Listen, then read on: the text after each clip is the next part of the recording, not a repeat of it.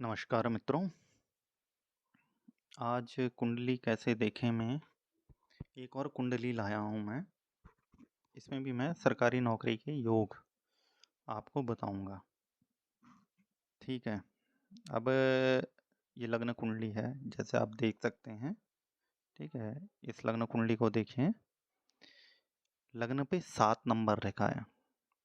7 number मतलब तुला लग्न। ठीक है, तुला लग्न है, साथ में चंद्रमा बैठा है लग्न पे, तो ये तुला राशि है। ठीक है, लग्न भी तुला है, राशि भी तुला होगी। लग्न में जो चंद्रमा हम देखेंगे वो किस भाव का मालिक है, आप यहाँ पे देखिए, वो है कर्म भाव का मालिक, मतलब कि 10वें स्थान का स्वामी है, जहाँ पे 3 ग्रह बैठे हैं, सूर्य, मंगल और शुक्र। ठीक है, अब द्वितीय भाव देखिए, आय भाव। आय भाव पे किसकी राशि है? मंगल की वृश्चिक राशि। ये मंगल की वृश्चिक राशि है, जो इसका स्वामी मंगल है वो भी 10वें भाव में बैठा है। ठीक है, ये लग्न कुंडली है, जिसके आधार पे अभी मैं लग्न कुंडली ये बता रहा हूँ।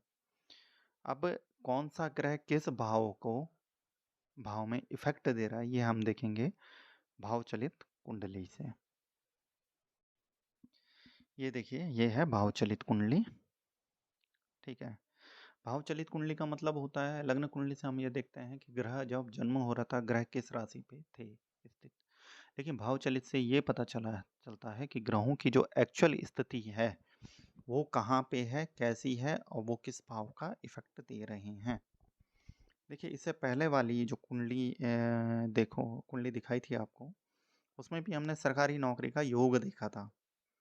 ठीक है, उसमें भी स्पष्ट तौर पे आपको ये समझाया गया था कि जब सरकारी नौकरी देखना हो, आप कुछ चीज़ों को देखें। ठीक है, जैसे सरकारी नौकरी के जो कारक होते हैं, सूर्य है, ठीक है, गुरु है, उसके अलावा त्रिकोण के स्वामी देखिए, आय भाव का स्वामी ये देखिए, आय भाव में कौन सा ग्रह बैठा है, लाभ भाव के स्वामी की स्थिति देखिए। ये सब देखेंगे तो कहीं ना कहीं इफेक्ट का पता चलता है। अब आप देखेंगे, हमारी नौकरी का जो भाव होता है वो हमारा कर्म स्थान कहलाता है। मुख्यतः जो प्रथम तौर पे हम कहते हैं वो है 10वां भाव। नौकरी का दूसरा भाव हमारा 6वां भाव भी है। ठीक है, उसे भी हम नौकरी का भाव कहीं ना कहीं कहते हैं। ठीक है, क्योंकि ये 10वें भाव का 9वां भाव हमारा 6वां भाव होता है। ठीक है, 10वें भाव को अगर लग्न माना जाएंगे तो एक तरीके से 6वां भाव उसका भाग्य भाव कहलाता है। अब देखिए, 10वें भाव में कौन कौन से ग्रह हैं। यहाँ नौकरी का प्रथम कारक सूर्य उपलब्ध है। दूसरा, भाग्य भाव का स्वामी बुध यहाँ पे बैठा है। तीसरा, लग्न का स्वामी शुक्र यहाँ पे बैठा है। कहीं ना कहीं शुक्र सूर्य से अस्त जरूर है, लेकिन देखिए, जिस समय हमारा जन्म हुआ था उस समय ये ग्रह सूर्य से अस्त था। इसके पश्चात जब व्यक्ति कर्म करने लायक हो जाता है तो कहीं ना कहीं ये कर्म द्वारा अपने ग्रहों को एक्टिव कर देता है। ठीक है, क्योंकि जन्म के टाइम पे जो ग्रह अस्त हो, संभव नहीं है कि आगे भी वो अस्त सिचुएशन में ही रहेगा। इसीलिए कोई ग्रह अस्त होता है तो उसे एक्टिव करने के लिए हम किसी उस ग्रह से संबंधित बीज मंत्र देते हैं, अन्य चीज़ें देते हैं, ताकि हम उस ग्रह को अच्छा करें, पावरफुल करें और उस ग्रह को एक्टिव करें।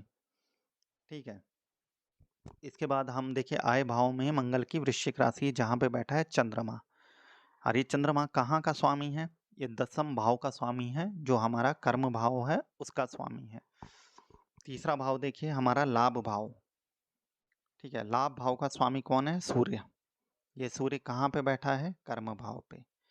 चौथा देखिए, मंगल, जो आय भाव का स्वामी मतलब द्वितीय भाव का स्वामी है, वो बैठा है मंगल हमारे कहाँ पे? लाभ भाव में, सूर्य की राशि पे। ठीक है, इसी प्रकार का आय भाव का जो स्वामी है मंगल, उसकी दूसरी राशि है 7वां भाव, जो कहीं ना कहीं फैमिली से रिलेटेड चीज़ें भी दिखाती हैं। लेकिन यहाँ पे गुरुदेव बैठ गए हैं जो 6वें भाव से संबंध रखते हैं, 6वें भाव के स्वामी हैं, कहीं ना कहीं राहु प्रभावित हैं।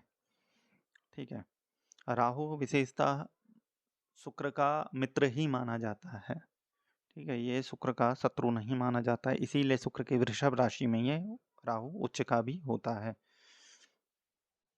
अब यहाँ पे हमने ग्रहों की स्थिति तो देख ली, अब भाग्य भाव का स्वामी जो हम देखेंगे बुद्ध है, वो भी कर्म भाव के स्वामी के साथ बैठा है। अब ये देखिए, ये सारे ग्रह आपस में इंटरलिंक्ड हैं, ठीक है। जो जो नौकरी के लिए या धन के लिए कारकत्व हैं, वो कहीं ना कहीं इन चीजों को रिप्रेजेंट करते हैं।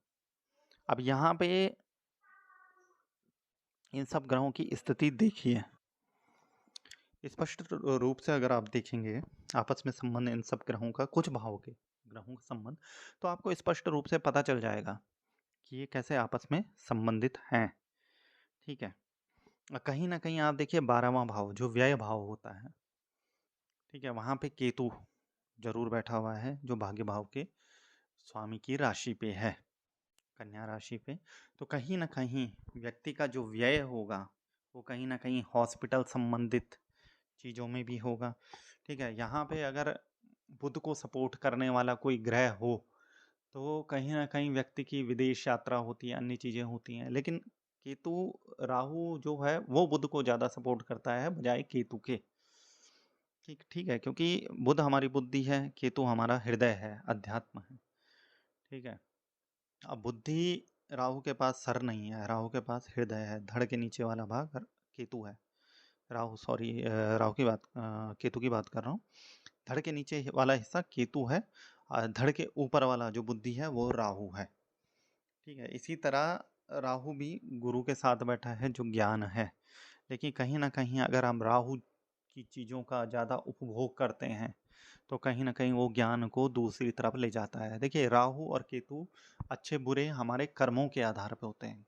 मैं जैसा कर्म करूँगा उसी के आधार पे अपने राहु केतु को अच्छा या बुरा, नेगेटिव रिजल्ट या अच्छा रिजल्ट देने को मजबूर कर दूंगा, ठीक है। जैसे एक प्लांट है, अब उसे हम डेली न्यूट्रिशन वाली चीज़ें दें, ठीक है, उसमें अच्छी खाद डालें, अच्छा पानी डालें तो अच्छे ढंग से पनपेगा। लेकिन उसी तरीके से अगर उसमें ख़राब चीज़ें डालें तो कहीं ना कहीं सूख जाएगा। उसी तरह ये ग्रह हैं, हम अगर जो चीज़ें ग्रहों को ख़राब करती हैं वैसे कर्म करने लग जाएं तो कहीं ना कहीं वो ग्रहों का उल्टा रिजल्ट हमें देने लग जाएंगे ये ग्रह। अब देखिए, ये तो मैंने बता दिया। 10वां भाव देखिए, आय भाव देखिए, द्वितीय भाव कहते हैं जिसे लाभ भाव देखिए। 11वां भाव है जो भाग्य भाव देखिए। साथ में त्रिकोण वाला भाव देखिए, पंचम भाव, जहाँ शनि है, जो कहीं ना कहीं गुरु के साथ बैठा हुआ है तृतीय भाव में, अधिक परिश्रम वाले भाव में, ठीक है। अब हम देखेंगे नक्षत्र वाइज। सर्वप्रथम 10वां भाव का जो स्वामी है चंद्रमा, उस पे बैठा है सूर्य। अब सूर्य की स्थिति देखेंगे, सूर्य किसके नक्षत्र में बैठा है। देखिए यहाँ पे सूर्य चंद्रमा की राशि पे है क्योंकि 4 नंबर लिखा है, लेकिन नक्षत्र पे किसके है, बुध के नक्षत्र पे है। बुध के सब है, और बुध के ही सब, बुध के उपनक्षत्र में है, बुध के सब में। यहाँ पे बुध मतलब सूर्य जो बली हुआ है बुध की वजह से हुआ, तो कहीं ना कहीं ये व्यक्ति, ठीक है, जिस नौकरी में है वो कहीं ना कहीं फाइनेंस, आईटी, बैंकिंग ऐसे क्षेत्रों में व्यक्ति को ये बुध पहुंचाता है, और पहुंचाया है इस व्यक्ति को, ठीक है। उसके बाद दूसरा क्या बैठा है वहाँ पे, मंगल। अब मंगल हम देखेंगे, मंगल चंद्रमा की राशि है, 4 नंबर लिखा है, लेकिन यहाँ पे भी यह बुध के नक्षत्र में बैठा है, ऊपर से अपने उपनक्षत्र में बैठा है। मंगल कहाँ का स्वामी है, आय भाव का स्वामी भी है, ठीक है। लास्ट में केतु के सम में, तो केतु का जो 12वें घर का प्रभाव है, ठीक है, क्योंकि केतु क्या है, केतु भी बुध की छाया बन के बैठा है, तो कहीं ना कहीं 12वें भाव का प्रभाव है। यहाँ पे ये केतु जरूर ऐसा प्रभाव देगा कि कभी ना कभी मन में ये चीज जरूर आएगा कि ये नौकरी छोड़ के कोई दूसरी नौकरी की जाए। और इस व्यक्ति ने ऐसा प्रयास भी किया है, गवर्नमेंट जॉब का बार बार देने का प्रयास किया है कि मुझे दूसरी जगह जाना है, मुझे यहाँ नहीं रहना है, ठीक है। इसके बाद तीसरा आता है शुक्र। शुक्र देखेंगे आप, चंद्रमा की राशि 4 लिखा है, उसके बाद शनि के नक्षत्र पे, ठीक है। शनि के नक्षत्र पे है और चंद्रमा के उपनक्षत्र पे है। जो चंद्रमा इस घर का मालिक है उसी के उपनक्षत्र में है, जो चंद्रमा आय भाव पे बैठा है उसी के उपनक्षत्र में है। साथ में राहु के सब में है, वो राहु जो छठवें भाव में, छठा भाव भी नौकरी का है, छठवें भाव में गुरु की मीन राशि पे बैठा है, ठीक है, और कहीं ना कहीं गुरु को उत्तेजित कर रहा है। उसके बाद हो गया मंगल, हो गया सूर्य, हो गया, उसके बाद हम देखेंगे बुध, ठीक है। अब यहाँ पे हम देखेंगे बुध को देखेंगे और चंद्रमा की स्थिति देखेंगे। ठीक है, अब चंद्रमा का अगर नक्षत्र वाइज जाएं हम, अभी ये जो ग्रह हैं ये लग्न कुंडली के आधार पे इनके नक्षत्रों का डिवीजन है। ठीक है, जैसे चंद्रमा शुक्र के राशि पे बैठा है। ठीक है, लग्न कुंडली में आपने देखा था शुक्र पे बैठा है, जिसके कारण ये तुला राशि है। गुरु के नक्षत्र पे बैठा है। ठीक है, अब गुरु कहाँ है? गुरु सप्तम भाव में है और कहीं ना कहीं उसकी 7वीं दृष्टि बैठ रही है, वो चंद्रमा पे बैठ रही है। ठीक है, इसे चंद्रमा से केंद्र में गुरु है, तो कहीं ना कहीं ये गजकेसरी योग भी बना रहा है। ठीक है, साथ में जो चंद्रमा है वो शनि के उपनक्षत्र में है और लास्ट में बुध के सब में है, जो भाग्यस्थान का स्वामी है। तो इस प्रकार आप देखेंगे इस कुंडली में नक्षत्र वाइज भी कहीं ना कहीं इस व्यक्ति को सपोर्ट किया है नक्षत्रों ने और ग्रहों ने सरकारी नौकरी के योग बनाने के लिए। देखिए इस कुंडली में एक चीज देखी है मैंने, मंगल नीच का लग्न कुंडली में है जब आता है।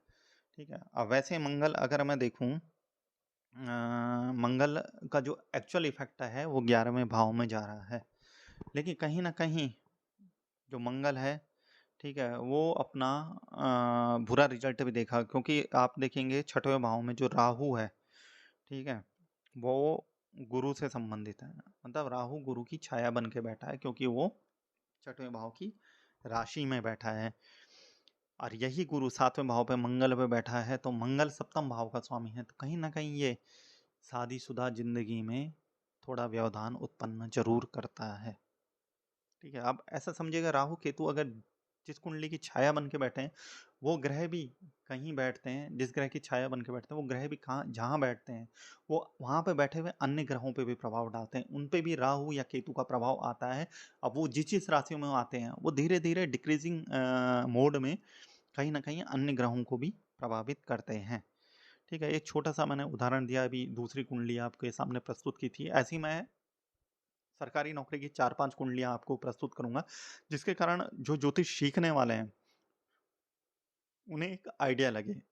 उसके पश्चात अन्य मुद्दों पे आएंगे इस पे, जैसे विवाह संबंधित होता है, ठीक है, संतान संबंधित दिक्कतें होती हैं, भाग्योदय संबंधित दिक्कतें हैं, शादी संबंधित दिक्कतें हैं, ऐसी भी क्योंकि काफ़ी कुंडलियाँ आती हैं, ऐसी कुंडलियाँ भी आपको बताऊंगा जिसमें प्रैक्टिकली देखिए एक चीज़ होती है थ्योरिकली जो हम पढ़ते हैं, जो हम किताबों में पढ़ते जाते हैं कि मंगल इस राशि में हो ये होगा या मंगल इस राशि में, एक होता है प्रैक्टिकल। ये प्रैक्टिकल चीज़ें हैं जो इन लोगों के साथ हुई हैं, इनकी कुंडली के आधार पे हुई है, इनके कर्मों के आधार पे हुई हैं। तो ये चीज़ें मैं आपको इसलिए बता रहा हूँ ताकि आपको चीज़ों का पता चले। कोई ग्रह अस्त है कुंडली में तो उसे ऐसा हम हमेशा नहीं मान सकते कि ये अस्त वाला ही प्रभाव दे रहा है अभी तक, क्योंकि आदमी जब कर्म जिस समय जन्म लेता है उस समय वो अस्त था, लेकिन वो जब कर्म करने लायक हो गया, ठीक है, तो हो सकता है वो अपने कर्मों को इतने अच्छे ढंग से कर रहा हो कि उसने उस ग्रह को पहले ही एक्टिव कर दिया हो। जो सलाह हम अब देते हैं किसी कुंडली में कि आप ये बीज मंत्र कीजिए, आप ये पूजा करिए, ये किस लिए देते हैं? ताकि ग्रह एक्टिव हो, पॉजिटिव रिजल्ट दे। हो सकता है वो व्यक्ति पहले से कर रहा हो, ठीक है, और ग्रहों के पॉजिटिव रिजल्ट ले रहा हो, ग्रह अभी अस्त ना हो, विपरीत प्रभाव ना दे रहा हो, क्योंकि ग्रह भी एक तरह की ऊर्जा है, उस ऊर्जा को कैसे संतुलित करना ये हम पे ही निर्भर करता है। ठीक है, इसी के साथ मैं यहाँ पे आज्ञा चाहूँगा आपसे। ठीक है, अगले लेसन में मिलेंगे, एक दो कुंडलियाँ और लाऊंगा अभी सरकारी नौकरी की। जय सिया राम।